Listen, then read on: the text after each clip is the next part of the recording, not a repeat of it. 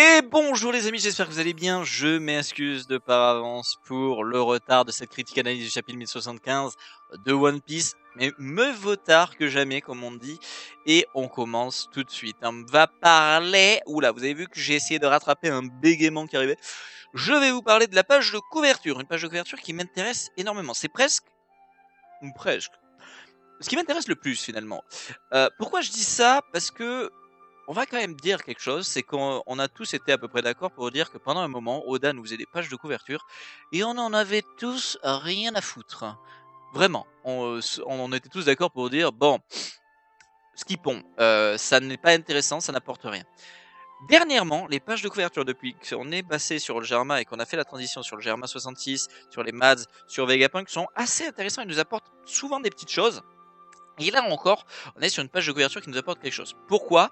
Tout simplement parce que Oda nous met les 5 doyens qui rencontrent Vegapunk. On peut estimer, vu le physique de Vegapunk qui a l'air beaucoup plus jeune, ça se voit quand même, il est moins ridé au niveau du visage, il n'a pas ses cheveux blancs, son crâne est plus petit. On peut estimer que c'est juste après avoir rencontré Dragon et le fait qu'il, souvenez-vous, lui ait dit non, je ne rejoindrai pas les révolutionnaires, je vais plutôt profiter des fonds financiers du gouvernement mondial et m'associer à eux pour pouvoir faire avancer ma science. On peut estimer que c'est à partir de ce moment-là, du coup, que vu que c'est un génie, les 5 doyens ont fait une audience avec lui pour voir si c'était intéressant de travailler avec lui, qu'est-ce qu'il pourrait faire, pas faire, etc. Et en fait, c'est assez intéressant comment Oda nous place ces 6 personnages, étant donné qu'il nous met Vegapunk bien en avant et physiquement visible, c'est-à-dire qu'on voit qu'il est plus jeune, et derrière, les 5 doyens dans l'ombre, qui n'ont l'air de ne pas avoir vieilli depuis tant d'années. Et en fait, c'est un point très important parce que ça permet de théoriser sur beaucoup de choses. Alors, vous le savez, je suis pas très adepte de faire des grosses théories. Quand j'en fais, j'essaye d'être le plus possible ouvert à qu'est-ce qui peut péter ma théorie, qu'est-ce qui peut aller dans mon sens, etc. ou contre mon idée. Mais là, quand même, il faut être honnête. La question se pose, est-ce que ces 5 personnes avec Im ne vieillissent pas parce qu'elles ont eu le pouvoir du Openomi? Depuis quand elles sont dans cet état-là et qu'elles ne bougent plus? Est-ce qu'elles... Ça ouvre toutes les possibilités. Est-ce que ce sont 6 personnes avec Im qui viendraient des temps anciens, du siècle oublié et de l'ancien royaume? Est-ce que ça serait pour ça qu'ils peuvent autant être au-dessus des autres familles de dragons célestes? Il y a des questions qui se posent et en fait cette page de couverture ouvre à ces questions et c'est assez intéressant. Moi je trouve ça très intéressant. Et vu que c'est un chapitre où je trouve Oda met en place des choses plus qu'il ne fait avancer le scénario, c'est un chapitre je trouve un peu de transition comme on aime les appeler, c'est-à-dire on transite pas mais il met en place tac tac tac des pièces pour ensuite faire avancer le scénario. C'est pas le chapitre le plus fou de Egghead qui est un super bon arc, mais pour moi la page de couverture est vraiment intéressante. Donc n'hésitez pas dans les commentaires d'ailleurs à me dire si vous ça vous a fait penser à quelque chose. Peut-être qu'ils ont eu le pouvoir du Openomi. Est-ce que c'est un don de Im qui leur a fait parce que ce sont ses hommes de confiance? Est-ce que ce sont les 5 plus grandes familles à l'époque du siècle oublié des dragons célestes et donc ils ont eu ce droit là de ne pas vieillir et de ne jamais mourir? Est-ce que donc l'immortalité, enfin voilà, c'est vraiment moi quelque chose qui me titille quoi. Vous le savez, j'aime bien être titillé et Oda est super fort pour nous mettre des mystères, mais c'est vrai que là, il l'a très bien fait et je peux vous assurer qu'il sait très bien ce qu'il fait en nous les mettant dans l'ombre comme ça. On passe au chapitre, j'ai assez parlé de la page de couverture, vous l'avez compris, j'ai beaucoup aimé cette page de couverture. Et bien on est dans un arc Among Us, j'ai vu quelqu'un rigoler en disant sur Twitter, quand je faisais mes trucs sur Twitter, qui disait putain mais Oda est en train de nous faire en fait un arc Egghead où ça passe en arc Among Us, ça y est on cherche on cherche celui qui vente et qui assassine tout le monde, mais c'est un peu ça en fait. Étant donné qu'il s'amuse même là à nous montrer la silhouette qui fait penser à Saturne, même si je pense que c'est pas Saturne, de la personne qui attaque Pythagore et qui attaque le laboratoire et qui désactive les caméras, etc., les systèmes de communication. Pourquoi je pense que c'est pas Saturne? Tout simplement parce que souvenez-vous au début de l'arc, on avait quand même le début de l'arc, quand le Cypherpole arrive, l'outil qui demande à Vegapunk des justifications sur le fait que des agents du CP5, CP7 je crois, aient disparu ainsi que des bateaux. en fait, là, on a peut-être une explication. Il y aurait vraiment quelqu'un déjà sur place qui ferait du mal aux agents du Cypherpol quand ils viennent. Et aussi, ça expliquerait pourquoi quelqu'un a pu désactiver la barrière. Voilà. Pour moi, ce n'est pas Saturne, malgré le fait qu'Oda est très intelligent et qu'il sait qu'en faisant cette ombre un peu ondulée là, comme ça, et il nous a mis la forme de Saturne un peu dans l'ombre en plus sur la page de couverture, ça peut nous y faire penser. Pour moi, ce n'est pas Saturne. Je pense que Saturne est toujours en route, il est avec tranquillou avec Kizaru en train de boire son thé, et quand ils vont arriver, ils vont voir que ça va être encore plus le bordel. Mais pourquoi pas? Ce qui est assez intéressant, pardon, c'est comment s'exprime Shaka, une silhouette humaine. Pourquoi il fait cette réflexion? C'est-à-dire qu'il pensait que c'était pas un humain qui foutait le bordel, il pensait que c'était peut-être un problème, l'attaque des séraphins qui aurait foutu le bordel et qui aurait fait qu'il y ait des explosions par moment dans le labo. C'est intéressant. Même si moi je commence à penser vraiment, pardon je tapais dans le micro, je commence vraiment à penser que c'est aucun des Vegapunk qu'on connaît qui fout le bordel et que c'est vraiment quelqu'un à l'ombre qu'on va voir apparaître bientôt. On est sur quelque chose que j'aime bien, on avait vu les Mugi, vous savez, commencer à se séparer dans le chapitre d'avant. Et là donc on a des moments avec ces Mugi un peu qu'on avait perdus, je vous en ai parlé lors du chapitre 1074. Mais ça fait un bien fou de retrouver ces interactions ces interactions, pardon, pas ces interactions, ces interactions des Mugi, ces petites choses avec Nami qui voit des faux diamants, des diamants artificiels, mais qui du coup remplit un sac et en mode aide-moi à le porter, c'est lourd, mais qui peut pas s'en empêcher parce qu'elle est complètement, elle adore l'argent. Le fait qu'on ait encore Robin, que ça soit elle qui tombe sur des organes artificiels, et on sait Robin c'est un peu son truc de faire des black blocs et tout, des délires. Et alors ce qui est assez intéressant d'ailleurs quand on passe sur Robin, c'est sa réflexion sur quand elle voit sous ses yeux des organoïdes, des organes artificiels, et qu'elle dit mais alors c'est Vegapunk qu'on voit là. C'est-à-dire, est-ce que on serait pas dans un peu alors c'est une horreur si vous ne connaissez pas. Moi je suis un fan de la licence Alien. Et en fait, dans Alien 4, qui était fait par un Français, je n'ai plus son nom, ni son prénom, en fait, l'héroïne, qui est Ripley, on vous découvre qu'elle a été clonée et que ça a foiré dans plein de cas, et on la voit dans des cuves un peu comme là. Et est-ce que Vegapunk aurait pas fait des horreurs de ce genre dans ses cuves? Enfin... Voilà, j'ai adoré d'ailleurs, je tiens à le dire, pourquoi j'en parle, c'est parce que tout simplement j'ai eu comprendre que mon Corvo a fait un parallèle et qu'ils expliquaient qu'il pensait que peut-être Oda s'était inspiré d'Alien. Très intéressant, il faudrait que je regarde ça. Mais c'est vrai que du moins pour les cuves, moi c'est l'idée que j'ai eu en tête direct. Après est-ce que l'arc s'en inspire, j'en sais rien, je sais pas si Oda s'il faisait en 79, mais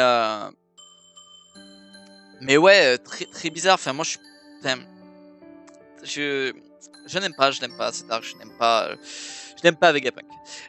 Bon, Luffy qui va tout simplement apprendre par Shaka qu'il y en a une truc dans le labo, et d'ailleurs il est un peu estomaqué, un peu surpris de voir tous les écrans s'éteindre et tout. Et d'ailleurs ce qui est assez cool, c'est que j'ai bien aimé dans ces pages là le fait que Oda quand même dans les décors nous montre que ouais, l'attaque des séraphins elle a vraiment fait du mal au laboratoire quoi.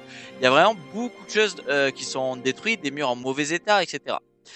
La passe de Sanji, faut qu'on en parle, vous le savez, moi, bon, Sanji n'est pas mon perso préféré, très clairement. Je trouve que son flashback, tout son truc enfant est très triste.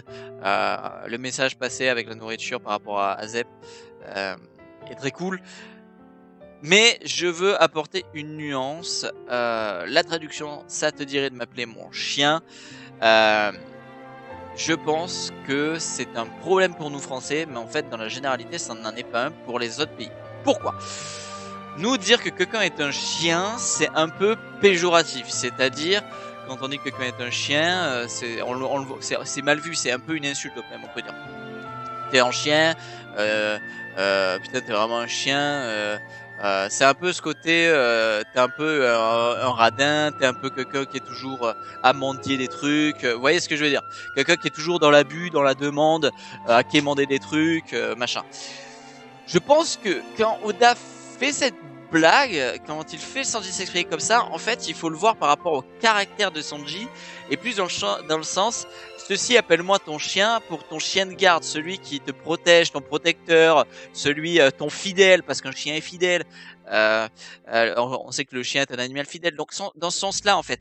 Et le problème, c'est que je pense qu'il s'est pas rendu compte que dans un pays comme nous, la France, bah, c'est pas très bien vu dire ça. Et déjà que le côté canard de Sanji, beaucoup de gens, on est un peu en mode bon, c'est casse-couille. Moi le premier, c'est-à-dire que je trouve que Sanji, il y a des moments, putain, il faut qu'il évolue sur ça parce qu'il me rend fou. Moi je pense qu'il faut pas le voir à mal. Je pense que malheureusement, pour nous en France et en français, vu qu'on a une expression qui est un peu péjorative, on voit mal ce passage, mais en réalité je pense qu'il faut surtout le prendre dans le fait que Sanji veut que Stussy le prenne pour son chien de garde, son fidèle protecteur, voilà. Et d'ailleurs c'est très intéressant le fait qu'on ait ce début d'interaction avec Stussy qui est là, cherche donc c'était là au lieu de faire l'idiot. J'ai beaucoup apprécié finalement. Alors, encore une fois, vous le savez, je préfère Zoro à Sanji de loin. Je trouve que Sanji, les fans qui essayent de le mettre au niveau de Zoro, vous faites une erreur parce que pour moi, il y a trop de passages où Sanji est clairement, enfin, il prend une vitesse pas possible. Attention, je parle pas de puissance ou quoi. Hein, Sanji est un super personnage, mais c'est vrai que moi qui ai déjà du mal avec son côté canard, là j'ai quand même kiffé le revoir comme ça. Moi j'aime beaucoup Sanji, le fait qu'il soit le fou amoureux de Robin, de Nami, qui soit là à être un coup j'aime une, un coup j'aime l'autre. En plus il s'en cache pas quoi. C'est-à-dire que en vrai si c'était des chieuses, elle pourrait dire ah donc être jalouse et dire ah donc tu fais ça, tu vois. Et pas du tout. Donc Sanji a un caractère et pas de souci quoi. Mais voilà, je voulais vraiment apporter ça parce que je pense que c'est important de vous faire comprendre qu'il y a une nuance sur cette petite phrase qui est appelle-moi mon chien. Assez intéressant, je vous avais parlé du possible fait que Stussy est une ancienne Mads, a connu les Mads, Judge Vitsmoke est un ancien Mads, Sanji est une expérience, est un fils de Judge, donc que possiblement il y ait des discussions entre eux, et ça commence étant donné que tout simplement Sanji fait une remarque en disant qu'il reconnaît celui-ci depuis le mariage à Totland et l'arc Wall Cake. Petit passage sur le groupe de Usopp, assez cool de voir qu'il s'intéresse à la technologie du fusil à bulles, enfin du lance-roquette bulle, là, enfin du truc de l'élite. On découvre donc que Pythagore a réussi à se sauver en détachant en fait sa tête, ce qui pourrait en fait être logique, c'est-à-dire que c'est un peu c'est un peu, ça fonctionne un peu comme une pièce informatique, c'est-à-dire que bon, si tu pètes pas ce qui fait fonctionner la machine, bon bah si tu pètes juste le corps physique, ça ne tue pas la chose. Et je pense que c'est pour ça qu'on peut voir que Pythagore est encore vivant, parce qu'en fait il a juste sauvé la partie qui le fait fonctionner quoi. Un peu d'ailleurs comme Atlas qui a juste changé sa tête et qui dit bah ouais je peux changer ma tête tranquillement, si mon système il est pas pété, je meurs pas. J'ai beaucoup aimé, je trouvais trop choupi York avec le séraphin de bois, Snake, qu'elle soit là en mode, je l'ai trouvé trop choupi, j'ai adoré cette page, je sais pas pourquoi, elle est trop choupi York, j'aime trop moi le chara design de York. Bon et d'ailleurs on peut voir que elle est là d'ailleurs à dire ouais il faut que tu restes dehors, qu'est-ce que tu fais là, et bah, elle se fait attaquer. Assez intéressant de voir, du coup on apprend que les séraphins foutent le bordel aussi, c'est à dire que du coup est-ce que l'ombre qu'on a vu sur la caméra de Chaka est un séraphin qu'on n'a pas vu peut-être, who knows. Et donc voilà, ils sont attaqués, c'est le bordel. Non, c'est le bordel, pas plus à dire, hein, pas plus à dire. derrière, paf, ça part en cacahuète. On voit que Zoro appelle Luffy à l'aide. Assez intéressant. Enfin, à l'aide. Il l'appelle pas à l'aide, mais il demande à Luffy de lui donner un coup de main. J'ai adoré ce fait-là, qu'il est pas fou, quoi. Zoro, il a eu une passe d'armes avec le Séraphin de Mihawk. S'il demande un coup de main à Luffy, c'est qu'il sait très bien que le Séraphin de Mihawk plus le Séraphin de Jinbei, complexe. Je tiens à faire un aparté sur ça d'ailleurs, pour tous les gens qui pensent que c'est abusé que des séraphins soient aussi balèzes. Non, en fait, le problème c'est que vous êtes des bandeurs d'échelle de puissance et que vous ne comprenez rien, que vous ne savez pas être objectif. Les séraphins ont beau être des enfants, ils ont les capacités des personnes dont ils sont clonés, plus possiblement des fruits du démon, plus possiblement des modifications génétiques. Voilà, ils sont OP. Il y a une raison pour laquelle le gouvernement mondial a quand même dissous l'ordre des grands corsaires juste pour des enfants. Au bout d'un moment, faut le comprendre, hein. On n'est pas sur des pitres. Alors oui, ils peuvent faire une passe d'armes avec un empereur, c'est le cas, parce qu'ils font une passe d'armes avec Luffy. Oui, avec le second d'un empereur avec Zoro. Mais en fait, c'est juste logique. Et en fait, c'est le problème que j'ai depuis autant de temps, c'est que j'en ai marre en fait. Vegapunk, c'est des esclaves, les séraphins. C'est des putains d'esclaves, ce sont des armes en fait, ce sont des armes humaines à qui il a privé la conscience. Et c'est pour ça que je n'aime pas Vegapunk. Mais vous le savez, je pense que je n'ai pas besoin d'encore en parler, mais va te faire foutre Vegapunk. Vraiment, genre. Là, on a juste des séraphins qui attaquent, qui n'écoutent plus les ordres parce qu'ils ont une échelle d'ordre qui pourrit. Donc en plus, du coup, ils ne répondent pas à l'ordre de Shaka. Donc est-ce que ça veut dire que finalement Saturne est arrivé sur l'île, donc c'est peut-être Saturne l'ombre, est-ce que c'est un autre Vegapunk qui a donné l'ordre? Who knows, on n'en sait rien. Mais bref, du coup ils fonctionnent par ordre, ils sont pas libres de leur choix, c'est vraiment de la merde. Enfin, en fait pour moi cet arc est bien parce qu'encore une fois Oda nous montre que la science faut vraiment faire gaffe, quoi. Genre quand tu vas trop loin c'est de la merde, la science, genre c'est de la merde, genre. Et Vegapunk est allé trop loin, voilà, t'as créé des armes en te disant ouais tranquille je pourrais lui donner des ordres, mais non en fait, genre c'est trop de la merde, genre Vegapunk tu es une merde, voilà. Et on finit d'ailleurs sur sa double page assez cool où on voit que ils contredisent complètement les ordres, ils en ont rien à foutre. Euh, et que surtout Lucci et Kaku veulent que Zoro et Luffy les libèrent pour combattre à leur côté les séraphins. D'ailleurs super cool de voir encore Oda qui nous donne une tête en mode oh de Luffy et Zoro. Il aime bien nous faire des têtes comme ça en ce moment, et en fait je comprends, c'est assez cool, moi ça me fait rire, j'ai hâte de le voir en animé. Et en fait ça peut faire un combat assez cool, quoi. Ça peut faire un combat assez cool. Mais à voir.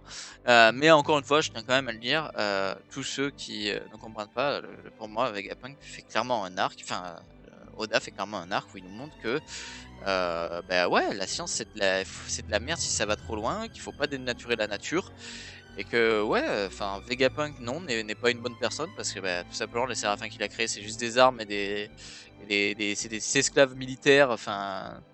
C'est des armes humaines à qui il a privé de la conscience et le libre arbitre, à qui il a volé le fait de pouvoir faire des choix, qui là, c'est encore une fois en train d'attaquer tout le monde parce que un Gugus leur a donné un ordre et ils sont inarrêtables.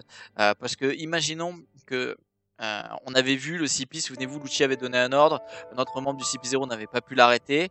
Donc on peut estimer que si un autre Vegapunk a donné un ordre aux Séraphins, donc ça explique pourquoi chacun ne peut pas les arrêter, donc il n'y a que Saturne qui peut les arrêter. Enfin, en fait c'est de la merde, c'est-à-dire que imaginez, je le redis, j'en avais déjà parlé, imaginez s'il n'y a pas un Vegapunk dit aux Séraphins, à tous les Séraphins, détruisez le monde. S'il n'y a pas un membre du Gorosei pour l'arrêter, ils détruisent le monde en fait. Et c'est le problème de ces créations de Vegapunk. Et c'est le problème comme je disais tout à l'heure, c'est bien beau devant les cuves de dire d'avoir cette réflexion, ouais c'est cool pour la médecine de créer des organes artificiels, mais le problème c'est que Robin a dit, elle a quand même l'impression de se faire berner, hein, et pense que c'est lui, elle pense que c'est Vegapunk, tu vois, c'est quand même que c'est le truc dans les cuves, c'est peut-être, et moi ça me fait vraiment penser à Alien, et ce truc que la tristesse que c'était dans les yeux de Ripley et dans nos yeux de voir ces clones ratés qui sont dans ces cuves et qui souffrent, c'est une horreur. Enfin, moi je suis désolé, pour moi Vegapunk vraiment tuer je n'aime pas ce perso et voilà. Les amis, la critique analyse s'arrête là. J'ai très hâte de vous retrouver au chapitre 1075. Promis. Le chapitre 1075, j'essaie de m'y tenir, vous l'avez dimanche, ok. Des bisous, retrouvez-moi dans la chaîne Twitch pour... on finit l'Arc Record Legacy, là on est à la fin, on a fini les quêtes principales et tout, les quêtes annexes. On est en train de full succès le jeu. Donc retrouvez-moi, je vais stream aujourd'hui. Et puis des bisous, voilà, à très vite. J'espère que cette critique analyse vous aura plu. J'ai essayé de la faire un peu plus, en mettant un peu plus de rythme. N'hésitez pas à me dire si vous préférez, si vous aimez cette critique. À me donner votre avis sur le chapitre et tout. À vous abonner en cliquant ici, à regarder la critique analyse du dernier chapitre là. Et puis je vous fais des bisous. Salut tout le monde. Ciao.